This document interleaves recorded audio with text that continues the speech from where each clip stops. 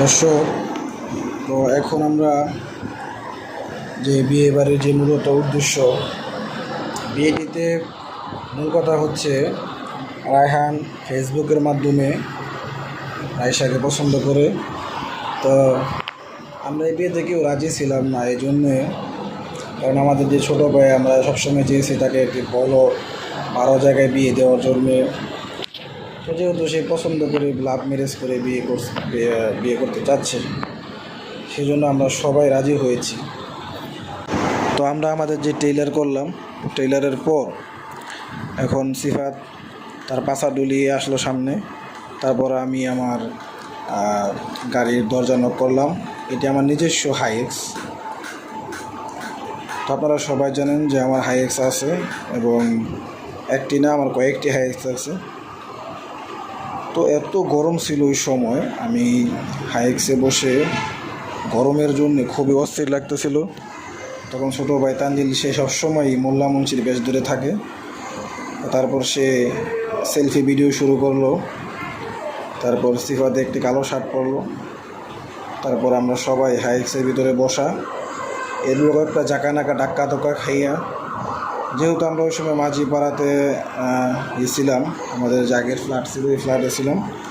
তো এখান থেকে আমরা গাড়ি ঘুরিয়ে নিলাম। গাড়িটি আমার এক ছোটো ভাই ড্রাইভ করতেছে।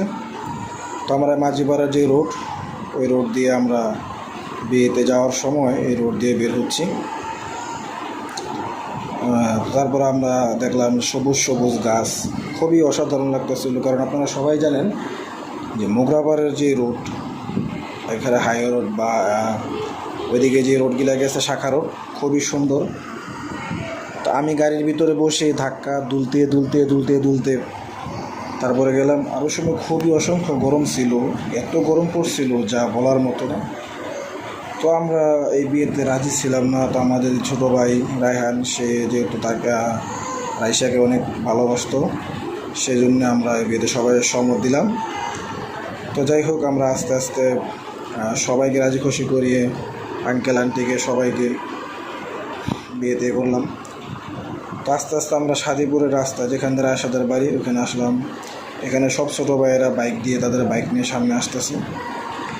তো আমরা ভিডিওগুলো করলো। তো তারপর এই শাদিপুরের মাঠ কিন্তু এক সময় এগুলো শুধু চর ছিল, এরকম রোডঘাট ছিল না। তো রায়হান তার যেই গাড়িটি সাজানো ছিল বিয়ের, সে গাড়িতে রায়হান আসলো। পরে আমার যে হাইএক্স আমি। তো তারপর একটা ছোটো অটো চলে আসলো। অটোর পর আরেকটি হাইএক্স, এই হাইএক্সটি আমার। তো এই হাইএক্সে যার লোকজন আছে তারা ছিল। এবার পিছনে এক ছোটো ভাই তার বাইক দিয়ে আসলো, সে সবার পিছিয়ে পড়ে গেল। তা আমাকে সবাই বলতেছে আপনি তাড়াতাড়ি আসেন, কারণ আমি না গেলে তো বিয়ে হবে না, আমি বিয়ের মেন। তারপরে আমি হাইক্স থেকে নামলাম গেট আপ ধরে। তো যাই হোক, যে গেটটি ছিল, গেটটি আমার পছন্দ ছিল না।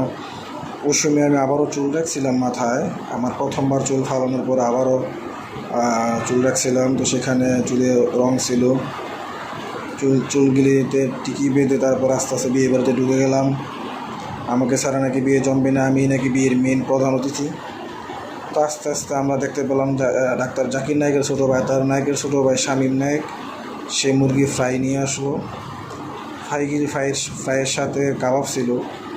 তারপর আমার সামনে মোটামুটি অনেক খাবার দিয়েছে, আমি খেতে বসলাম। তখন ছোটো ভাই তানজিল এবং ওরফে সিফাত, আপনারা সবাই জানেন সিফাত অনেক গোস্ত খেতে পারে।